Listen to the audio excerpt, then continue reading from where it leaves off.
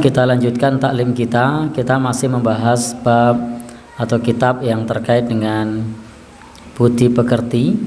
Dan kemarin kita terakhir membahas bab yang terkait dengan hakul muslim alal muslim, atau kewajiban muslim satu dengan muslim yang lainnya. Itu pembahasan kita yang terakhir.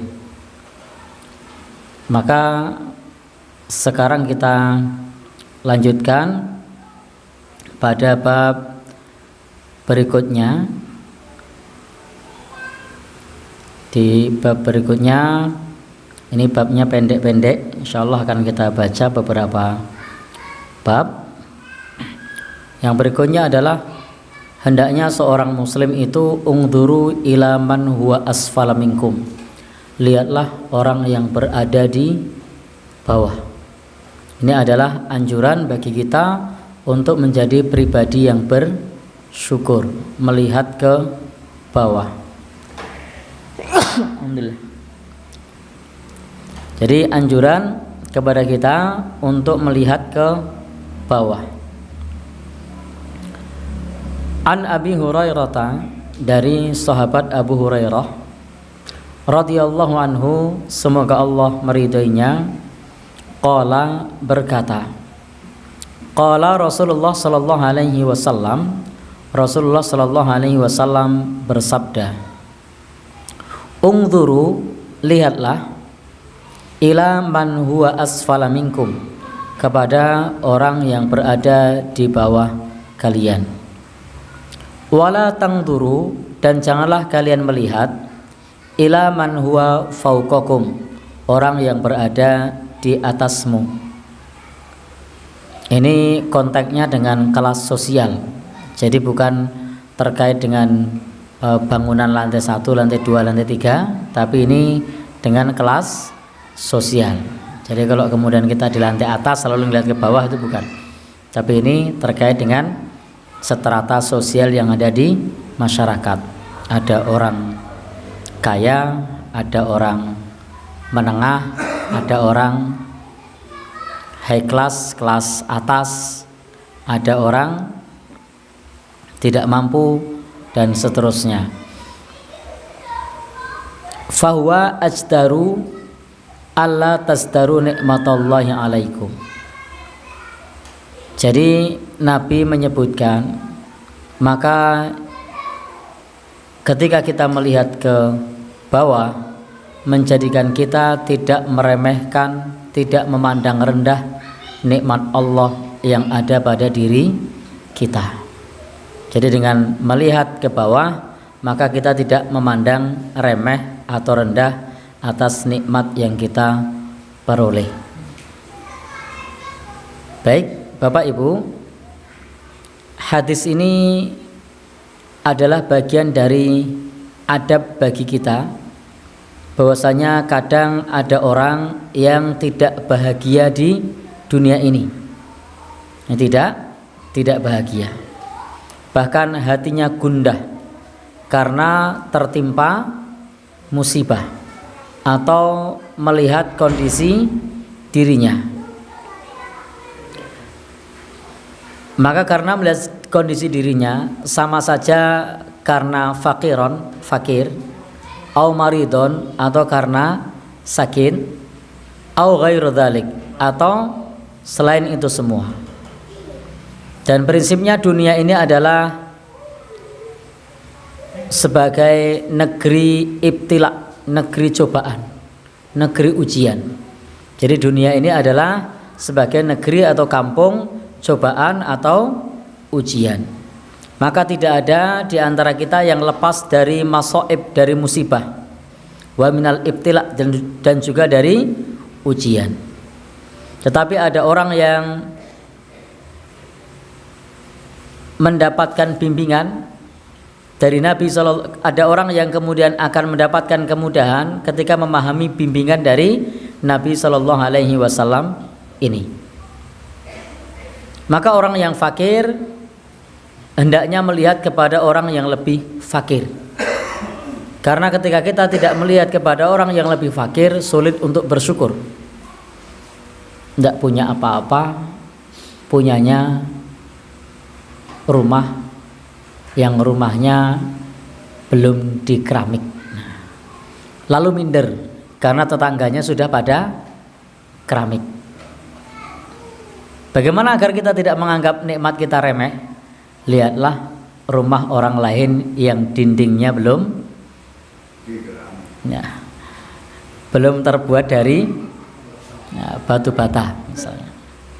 Lihatlah orang yang rumahnya masih gedek reot misalnya, sehingga membuat kita bersyukur, menerima.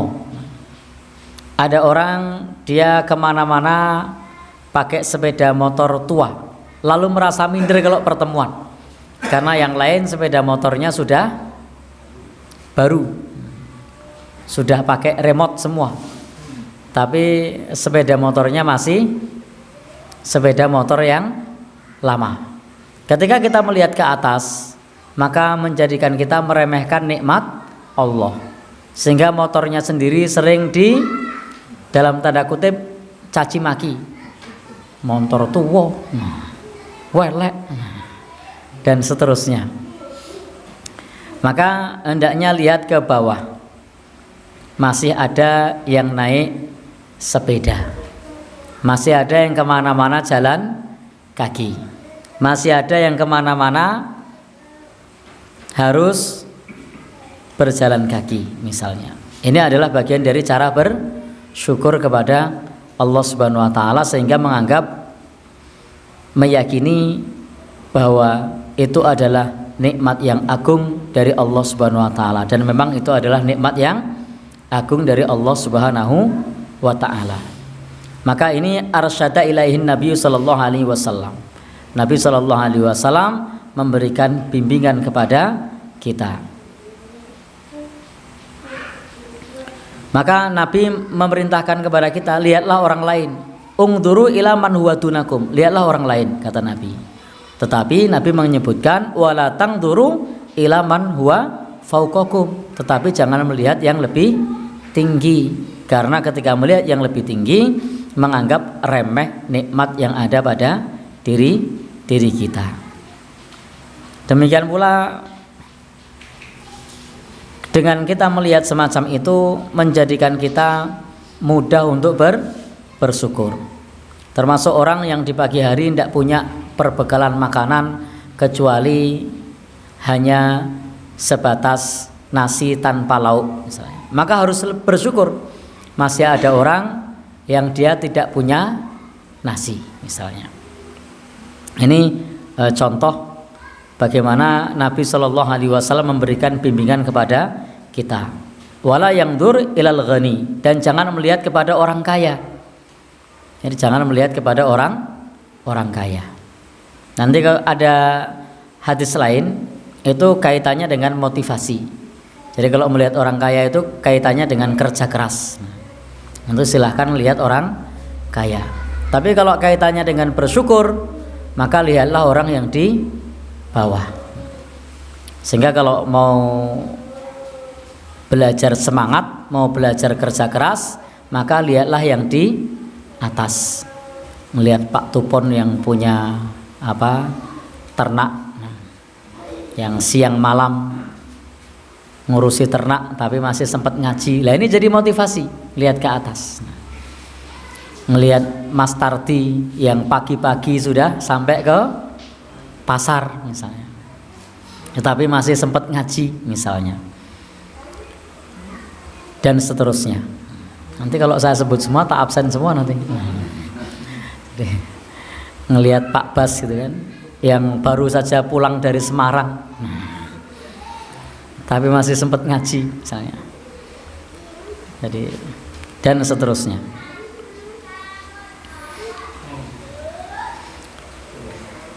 Baik, intinya hendaknya kita dalam masalah nikmat yang ada pada diri kita jangan sampai membawa ala sukhti Allah, membawa murka dari Allah Subhanahu wa taala wa adamur ridho, dan menjadikan tidak ada atau tidak ridho terhadap qada Allah Subhanahu wa taala. Jadi jangan sampai ketika kita diuji oleh Allah dengan kekurangan atau dengan musibah membuat kita misuh.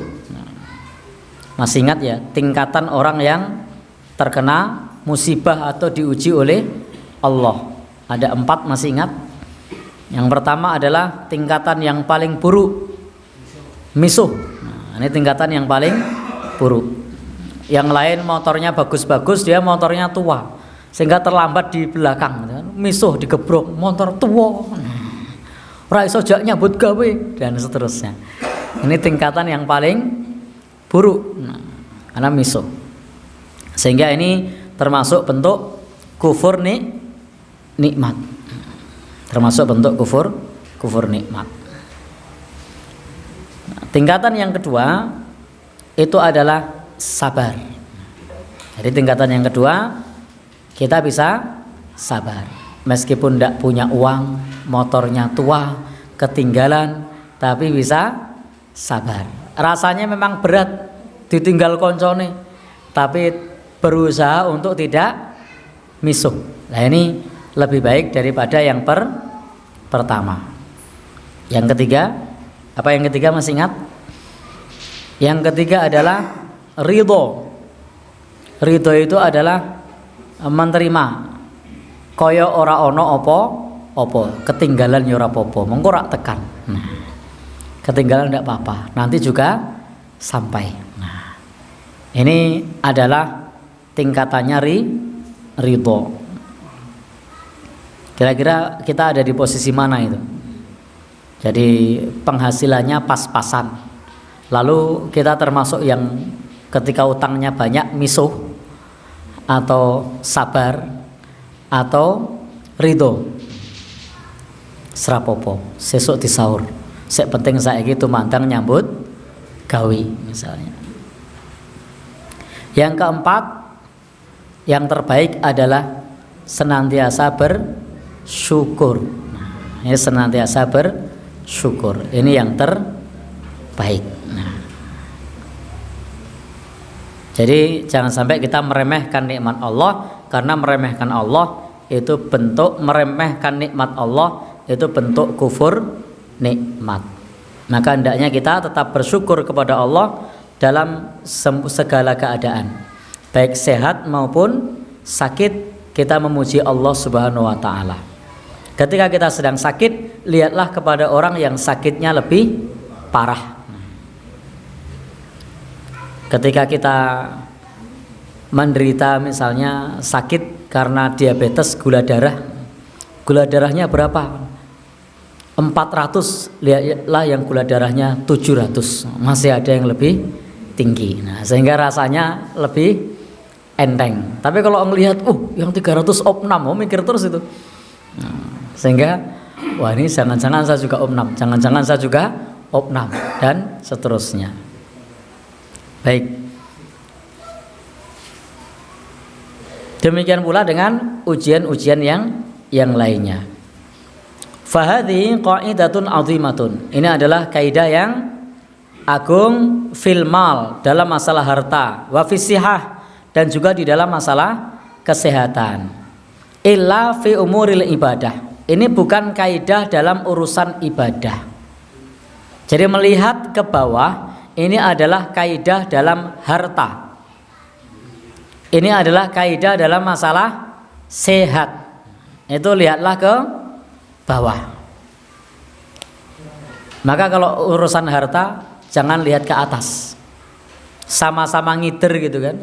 Yang satu larisnya ora ketulungan, sementara kita hanya sepi, tingu gitu. Ya sudah. Hendaknya kita melihat orang yang lebih parah dari kita. Karena ini kaidah masalah harta. Demikian pula masalah sehat. Kakinya yang satu asam urat, maka lihatlah orang yang asam urat dua-duanya. Ini kaidah yang lebih cocok tentang bab ini adalah urusan harta dan juga urusan kesehatan. Dan perkara-perkara dunia yang lain tidak dalam masalah ibadah. Maka dalam masalah ibadah, la tangdur ila man huwa dunak. Jangan melihat kepada orang lain.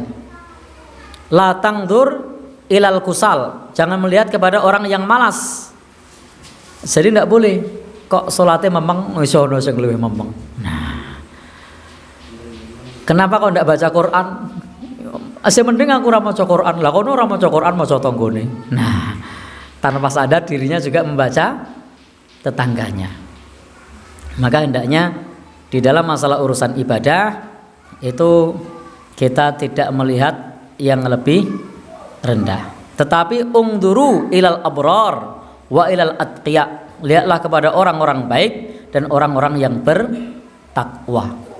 Jadi kalau urusan ibadah itu lihatlah yang di atas. Jadi jangan lihat yang di bawah. Lihat orang yang sholat malamnya rajin, lihat orang yang silaturahimnya rajin, lihat orang yang sodakohnya mempeng. Itu kalau dalam masalah ibadah. Demikian pula Bapak dan Ibu yang berbahagia yang dirahmati Allah Subhanahu wa taala,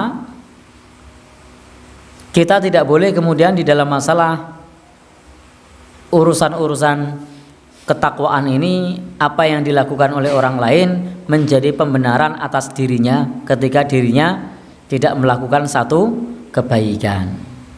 Kenapa kok nyuri?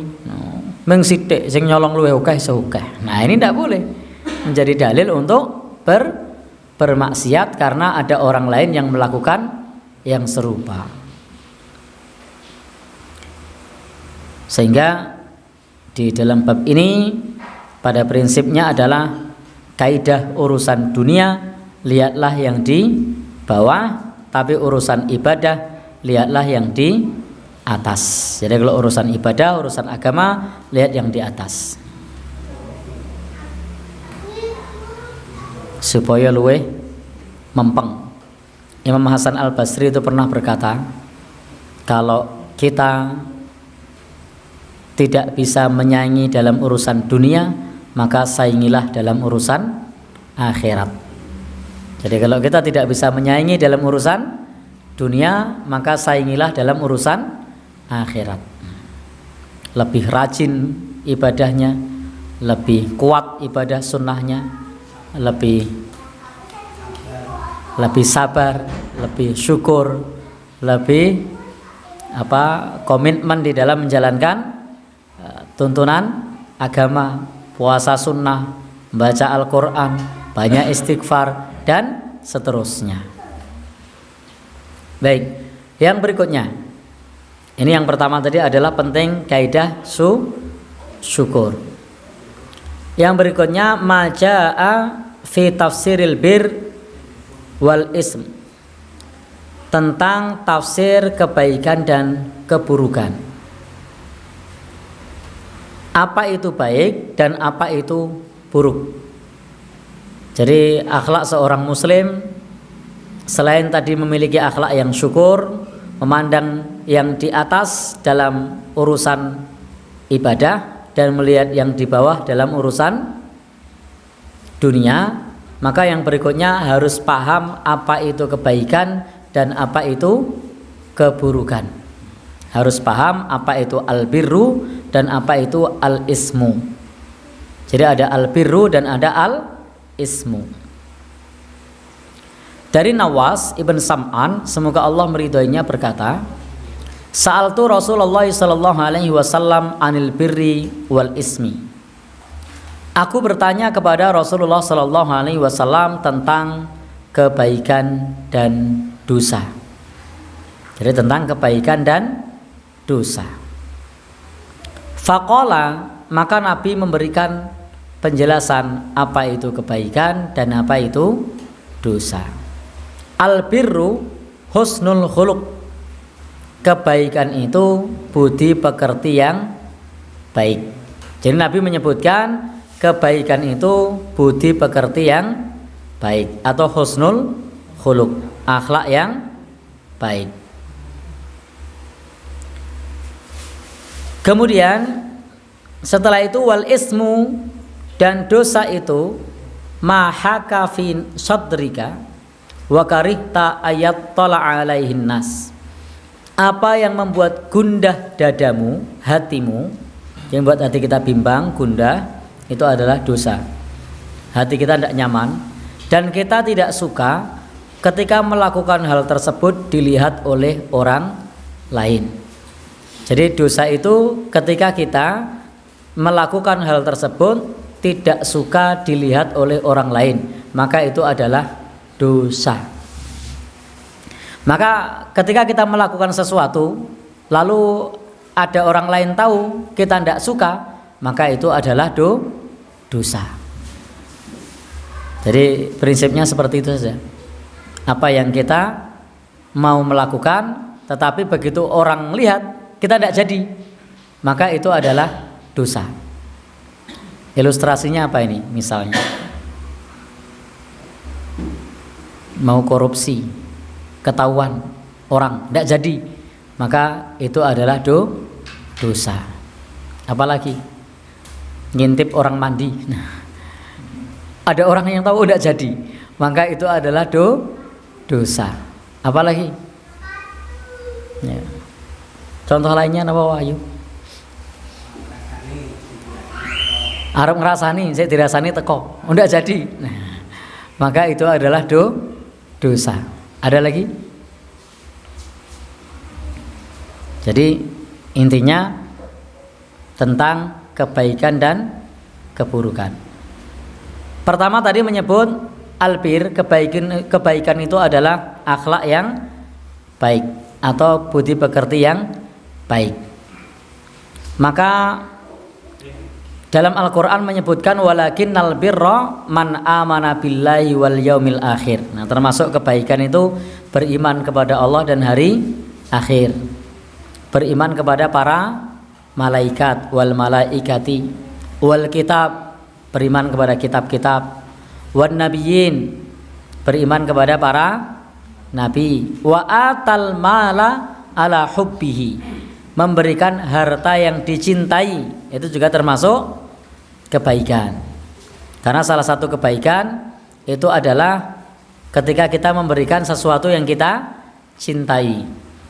Al-Quran mengatakan lan tanalul birra, kamu tidak akan sampai pada kebaikan hatta tunfiqu mimma tuhibbun, sampai menginfakkan apa yang kalian cintai. Ini yang berat ini. Kalau menginfakkan barang yang tidak disuka itu gampang. Ini masalahnya menginfakkan barang yang dicintai. Punya sepeda motor yang satu baru, yang satu bobrok, lalu ngasihkan sepeda motor yang bobrok itu gampang. Tapi kalau ngasihkan kok yang baru, yang dicintai, nah gimana Pak? Awal ya. Ternyata tidak gampang kebaikan itu. Al-Quran mengatakan lang tanalul birra, tidak sampai derajat kebaikan hatta tunfiqu mimma tuhibbun, sampai menginfakkan apa yang kalian cintai. Dulu ada ketika ayat ini turun, ada sahabat namanya Abu Thalhah, itu tergopoh-gopoh datang kepada Rasulullah dan menginfakkan perkebunannya, yakni perkebunan kurma. Dan kita memang untuk mencontoh para sahabat semacam ini tidak gampang, memberikan harta yang dicintai. Baik, wa atal mala ala hubbihi, memberikan harta yang dicintai, itu yang terbaik. Nah, kalau barang yang tidak dicintai bagaimana? Boleh tidak diberikan? Boleh. Dalam masalah hibah itu bahkan termasuk dibolehkan meskipun ada gharar.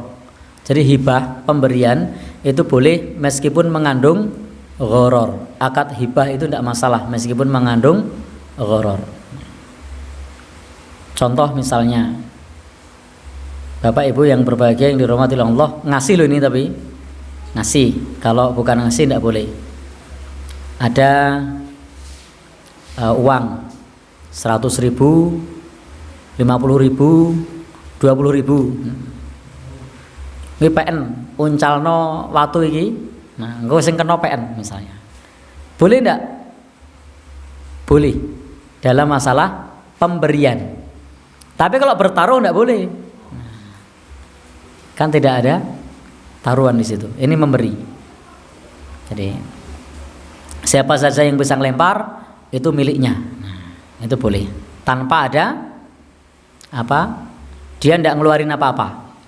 Hanya sebatas apa? Melempar tadi. Karena hendak memberi. Maka gharar dalam masalah pemberian itu tidak dianggap. Nah, boleh.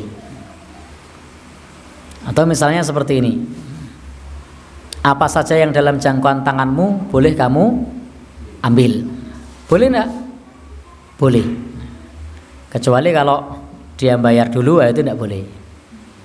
Ini tanpa ada taruhan. Jadi semata-mata dia ngasih. Misalnya punya motor 3 gitu kan. Yang nanti kamu lihat duluan itu milikmu misalnya. Boleh enggak? Boleh. Dalam masalah pemberian itu tidak masalah. Jadi tidak harus barang yang bagus, tetapi yang terbaik adalah yang paling bagus. Baik, Bapak dan Saudara yang berbahagia yang dirahmati Allah Subhanahu wa taala. Demikian pula misalnya ngasih sepeda motor ning ra iso di starter. Boleh enggak? Boleh, enggak apa-apa. Ngasih sepeda ontel ning rantene ra ono. Boleh enggak? Boleh. Tidak masalah di situ. Tetapi tadi Al-Quran sudah menjelaskan bahwa albirro yang sesungguhnya ketika memberikan yang paling dicintai. Tapi kan derajat kita belum sampai ke situ. Ya? Belum kelasnya ya. Baik. Maka ketika kita memberikan ala hubbihi dzawil qurba wal yatama wal masakin wa atal mala ala hubbihi dzawil qurba wal yatama wal masakin. Jadi bisa termasuk kebaikan itu memberikan kepada saudara kerabat, anak yatim, orang miskin, musafir, wasailina, para peminta minta. Kemudian juga siapa? Riqab, membebaskan budak. Jadi memberikan kepada peminta-minta itu termasuk berbuat baik. Dengan catatan orang yang minta memang pantas minta. Tapi kalau badannya kuat, masih muda, masih sehat, bisa kerja, kok minta-minta, lah ini yang bermasalah. Tapi kalau memang sudah ibu-ibu hamil, masih gendong anak, suaminya ndak ada, lalu dia minta, lah ini wajar. Untuk orang tua sudah sepuh, tidak bisa apa-apa, jalannya ngesot, minta, ini normal. Tapi kalau masih kuat, masih tegap, bisa lompat-lompat, bisa menggunakan tenaganya, pikirannya untuk bekerja, lalu minta, lah ini yang tidak dibenarkan di dalam agama kita. Sekarang kira-kira orang yang minta-minta, orang yang susah apa orang yang bunga? Ya, ada yang bunga, ada yang susah. Maka pinter-pinterlah dalam memberi. Nah, untuk bisa memilih memang orang-orang yang betul-betul dia membutuhkan. Baik. Wa aqamas shalah wa ataz zakah. Demikian pula termasuk kebaikan adalah salat. Kemudian menunaikan zakat. Termasuk kebaikan adalah wal mufuna bi ahdihim, menepati janji. Idza ahadu, apabila berjanji. Termasuk kebaikan wasabirina fil ba'sa, sabar saat kena musibah. Jadi sabar saat kena musibah. Maka falbir ini adalah suatu kata jami'atun yang mencakup segala cabang kebaikan. Jadi albir itu adalah kebaikan yang mencakup segala cabang kebaikan. Yang lawan dari dosa. Artinya dia kalau melakukan kebaikan mendapat pahala. Maka al-ismu itu dosa, itu adalah mencakup kullu syarr, semua keburukan. Wa kullu maksiatin, dan semua kemaksiatan. Fa innaha ismun, maka itu adalah dosa. Nah, semua keburukan, semua kemaksiatan itu adalah dosa. Dalam hadis lain, riwayat lain, Nabi menjelaskan bahwa albirru matma'anna ilaihil qalbu wa matma'anna ilaihin nafsu. Kebaikan itu yang menenangkan hati, yang menenangkan jiwa. Jadi kebaikan itu yang menenangkan hati dan menenangkan jiwa. Tapi hati dan jiwa yang masih fitrah, bukan jiwa dan hati yang sudah terkotori oleh kemaksiatan. Karena hati dan jiwa yang sudah terkotori oleh noda dosa dan maksiat itu tidak bisa merasakan ketenangan, sehingga ketenangannya itu semu. Contoh, tadi Nabi menyebutkan kebaikan itu yang menenangkan hati dan menenangkan jiwa. Tapi kalau sudah tertutup oleh maksiat dan noda dosa, diminta untuk menutup aurat itu malah tidak tenang, malah risih. Tapi kalau buka aurat, joget-joget malah tenang. Semakin banyak yang nge-like malah seneng. Karena sudah tertutup oleh dosa dan maksiat. Hatinya sudah tidak fitrah lagi. Hatinya sudah tidak fitrah. Maka ketika minta fatwa pada hati itu tidak bisa. Karena kalau ukurannya hati, maka yang membawa ketenangan justru melanggar perintah Allah. Kalau menutup aurat malah tidak tenang. Ada tidak kira-kira orang yang model begitu? Ada. Justru kalau menutup aurat malah tidak merasa tenang. Tapi kalau buka malah tenang. Kenapa gitu? Karena tertutup. Hati yang fitrah, maka dia akan tenang ketika menjalankan perintah Allah. Maka istafti qalbakal birru man ma'anna ilaihil qalb. Mintalah fatwa pada hatimu yang menenangkan hati, itu untuk hati yang masih jernih. Ketika meninggalkan sholat, maka akan merasa tidak nyaman, tidak tenang, karena hatinya masih jernih. Tapi orang yang sudah terbiasa meninggalkan sholat, sudah balrona ala qulubihim, hatinya sudah berkarat, itu jangankan sekali ninggalin sholat, seminggu ninggalin sholat rasanya biasa saja. Bahkan bisa jadi ada yang lebih dari seminggu biasa saja. Ada enggak kira-kira? Ya? Enggak ada. Ninggalin sholat lebih dari seminggu masih santai-santai saja, ada enggak kira-kira? Ada ya? Dan kira-kira dia nyaman enggak?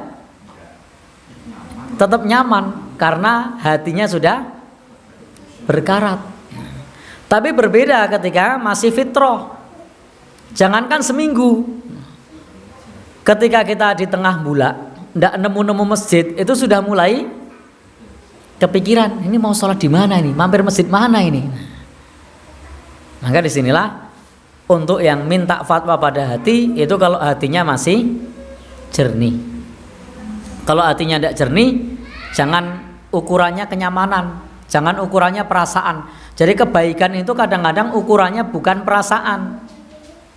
Bisa jadi ketika mengukur perasaan itu justru perasaannya menipu. Contoh tadi, ada orang yang membuka aurat, perasaannya malah nyaman.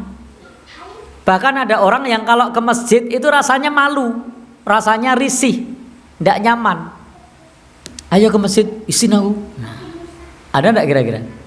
Ada. Tetapi kalau diajak ke tempat klub malam malah biasa. Tapi kalau ke masjid tidak nyaman. Kenapa? Karena rona ala qulubihim. Maka tidak bisa yang semacam ini minta fatwa sama hatinya. Ngopo orang nang masjid, aku nang masjid ki ora tenang. Nah, malah aneh ini. Sehingga meskipun tidak tenang dilawan. Rasa itu dilawan. Seperti orang yang terkena gangguan jin. Itu kalau membaca novel nyaman, kalau baca Quran ngantuknya luar biasa. Sehingga kalau ukurannya adalah perasaan, maka membaca novel itu lebih menenangkan hati dibandingkan membaca Al-Quran. Karena kebaikan ukurannya bukan perasaan untuk orang yang hatinya sudah berkarat atau hatinya sakit. Tetapi kalau hatinya ini sehat, maka membaca Al-Quran ya nyaman, tenang. Tapi kalau hatinya sakit, membaca Al-Quran pripun rasanya? Ya, ngantuk. Ada yang kesurupan enggak? Ada. Ada yang guling-guling? Ada. Ada yang teriak-teriak? Ada. Ada yang kepanasan? Ada. Ada yang pusing? Ada. Kenapa? Ukurannya bukan perasaan. Baik. Bapak Ibu yang berbahagia yang dirahmati oleh Allah Subhanahu wa taala, ketika Nabi menyebutkan albirru husnul khuluq, kebaikan adalah budi pekerti yang baik, walaisal makna annal birra mahsurun. Maksudnya bukan kebaikan itu dibatasi budi pekerti yang baik saja. Nah, tetapi budi pekerti yang baik itu adalah cabang yang paling besar dalam kebaikan.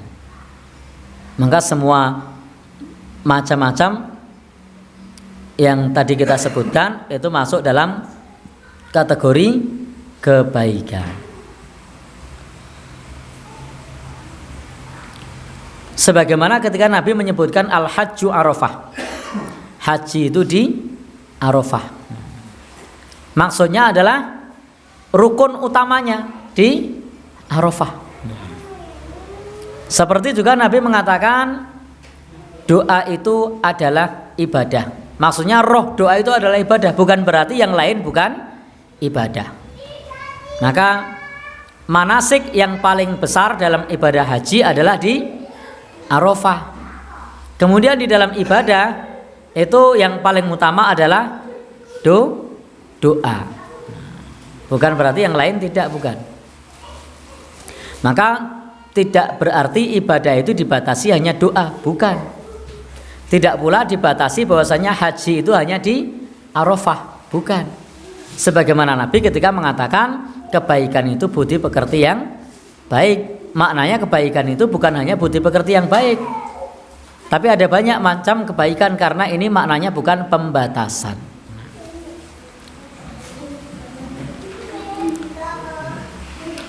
Baik, Bapak dan saudara yang berbahagia yang dirahmati Allah Subhanahu wa taala, maka termasuk budi pekerti yang baik di sini adalah yang pertama wabadlul ma'ruf. Jadi yang pertama adalah badlul ma'ruf, berbagi kebaikan. Jadi termasuk budi pekerti yang baik menurut penulis kitab ini, pertama badlul ma'ruf, yang kedua kaful adza, yang ketiga adalah ihsan ilan nas,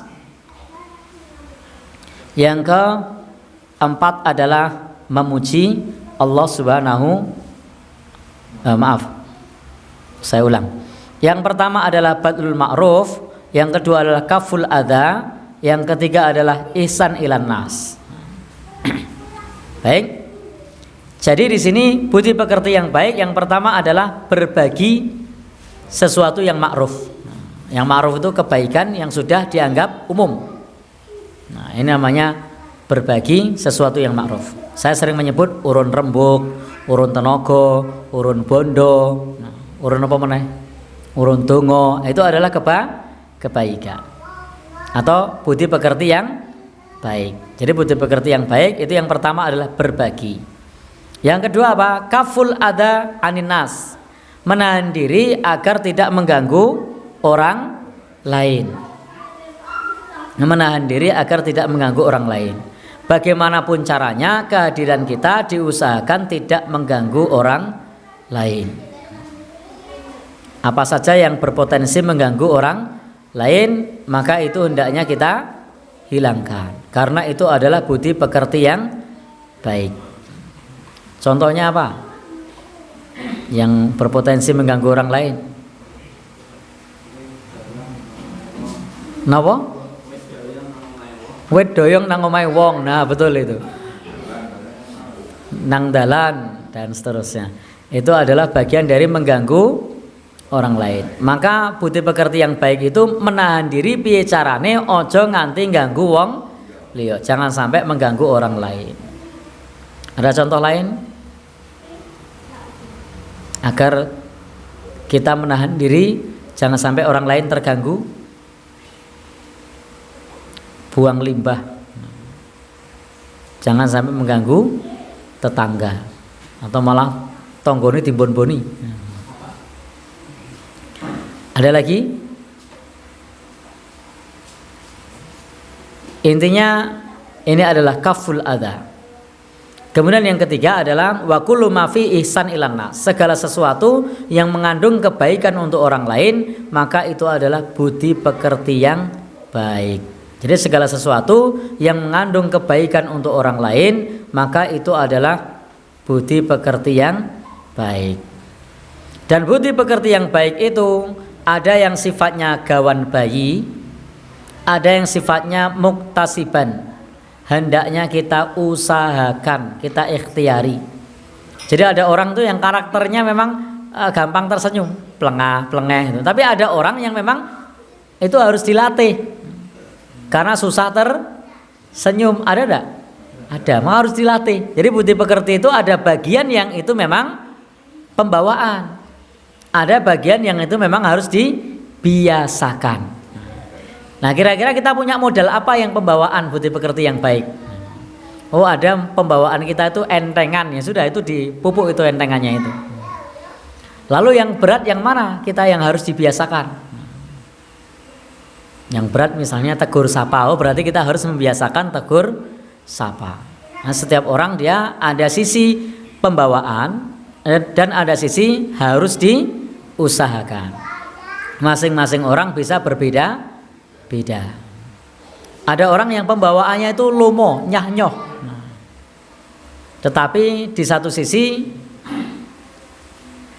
dia harus diusahakan untuk ramah. Nyah-nyoh ning ora ramah. Jadi, Pak aku njaluk jupuk. Wis. Cukup gimana? Gowo sisan. Gowo. Meneng. Nah, maka tinggal diusahakan bagaimana ramah. Karena budi pekerti itu ada bagian yang dia sudah bagus dan ada bagian yang harus perlu diusahakan. Contoh lain apa? Selain ini tadi yang harus diusahakan sama yang pembawaan. Ada yang punya contoh? Pembawaannya tadi saya sampaikan murah senyum, tapi pelit. Berarti apa yang perlu dibiasakan? Ya, berlatih untuk memberi. Berlatih untuk memberi. Jadi budi pekerti yang baik itu adalah gabungan dari sesuatu yang sudah ada pada diri kita dan ada pula bagian sesuatu yang harus kita usahakan. Baik, Bapak dan Saudara yang berbahagia yang dirahmati oleh Allah Subhanahu wa taala. Maka ketika beliau bersabda mengenai masalah budi pekerti yang baik, maka kita harus berusaha untuk memelihara apa yang sudah ada pada diri kita dan juga untuk membiasakan sesuatu yang belum ada dalam diri kita untuk kita biasakan. Bagian yang kedua dari hadis ini adalah dosa. Apa itu dosa? Dosa di sini adalah tadi sudah kita sampaikan apa yang membuat dada kita gundah. Tarot dada fis sadrik. Dada kita gundah. Walam tatmain ilaih, tidak merasa tenang. Fi amrin minal umur. Jadi kalau hati kita tidak merasa tenang, wa karihta ayat tala alaihin nas, dan kita tidak suka ada orang lain melihat, maka itu adalah dosa. Jadi kuncinya sesuatu itu berdosa kalau kita hatinya merasa tidak nyaman dan tidak suka kalau ada orang lain yang melihat. Maka fatrukhu, tinggalkanlah. Hadza yadullu ala annahu ismun. Ini menunjukkan bahwa itu adalah dosa. Jadi ini menunjukkan adalah dosa. Maka dosa, al-ismu, dosa itu ditunjukkan bi amroin, dengan dua perkara. Jadi dosa itu ditunjukkan dengan dua perkara. Yang pertama, al-amrul awal, yang pertama dosa itu ditunjukkan bil adillati syar'iyyah, dengan dalil syar'i. Contoh apa? Zina. Itu ada dalil syar'i. Meskipun nyaman itu dosa. Jadi meskipun nyaman itu dosa. Kemudian apalagi yang disebutkan dalil syar'i? Mencuri. Apalagi? Membunuh. Apalagi? Yang ada dalilnya semua dilarang itu adalah dosa. Fal ismu, maka dosa itu adalah segala sesuatu yang haram. Wa yu'raf hadza, dan ini semua kita ketahui, kita kenal bil adillah, dengan dalil. Maka segala sesuatu yang dalil sudah melarang, maka itu adalah dosa. Apa saja yang dilarang oleh dalil? Minuman keras, babi, apalagi? Ya, segawon, pemenang, dan seterusnya. Al-amrus tsani, yang kedua, dosa itu apa yang membuat diri kita tidak nyaman dan tidak suka dilihat oleh orang lain. Ini adalah sesuatu yang hanya bisa diketahui oleh hati yang jernih, yang hatinya masih fitrah. Maka ada orang mengatakan hati nurani. Coba bertanyalah pada nuranimu. Itu hanya bisa ditanya kepada nurani yang masih sehat. Kalau nuraninya sakit tidak bisa. Ada seorang anak saking bencinya sama orang tua, ninggalin orang tua. Kamu ninggalin orang tua kok tidak mau pulang, kenapa? Kamu tidak kasihan sama orang tuamu? Enggak. Kenapa? Karena nuraninya sedang sakit. Tapi kalau nuraninya sehat, meskipun orang tua sejahat apapun, bahkan kafir sekalipun orang tuanya, maka orang tuanya akan dipergauli dengan baik. Sehingga kalau orang hatinya sudah sakit, itu jangankan sama apa istilahnya orang lain, sama orang tua, sama saudara saja itu susah untuk berdamai. Cobalah kamu mintalah fatwa pada hatimu, pokoknya hatiku sakit. Nah, karena hatinya sedang sakit, baik benar-benar sakit hati atau hati yang sakit. Sehingga Bapak dan Ibu, salah satu yang penting dari poin ini adalah menjadikan hati kita sehat, supaya kita bisa menimbang mana yang baik, mana yang buruk. Karena kalau hati kita sakit, hati kita tidak sehat, kita sulit untuk menimbang mana kebaikan dan mana keburukan. Demikian yang bisa kita sampaikan di kesempatan kali ini. Ada dua hal. Yang pertama tadi adalah pentingnya melihat ke bawah dalam urusan dunia, kemudian melihat ke atas dalam urusan ibadah. Kenapa melihat ke bawah dalam urusan dunia? Agar tidak menganggap remeh nikmat dari Allah. Kenapa dalam urusan ibadah melihat ke atas? Agar kita bersemangat dalam ibadah. Berikutnya tentang dosa dan kebaikan. Kebaikan itu adalah budi pekerti yang baik, dan bisa minta fatwa kepada hati jika hatinya masih jernih. Apa itu dosa? Sama, dosa juga bisa minta fatwa sama hati. Kalau hatinya bimbang, hatinya ragu, maka itu adalah dosa. Maka dosa itu yang membuat hati itu gundah dan tidak suka kalau orang lain melihat. Maka jika semacam itu terjadi, hendaknya kita tinggalkan. Adapun kita bisa mengetahui sesuatu itu adalah dosa itu dengan dua hal. Karena adanya larangan dari Allah dan Rasulnya. Yang kedua, karena hati kita menolak perkara tersebut, karena perkara tersebut kalau kita melakukan kita tidak suka dilihat oleh orang lain. Demikian pembahasan kita. Ada pertanyaan dipersilahkan, tidak ada kita tutup. Monggo.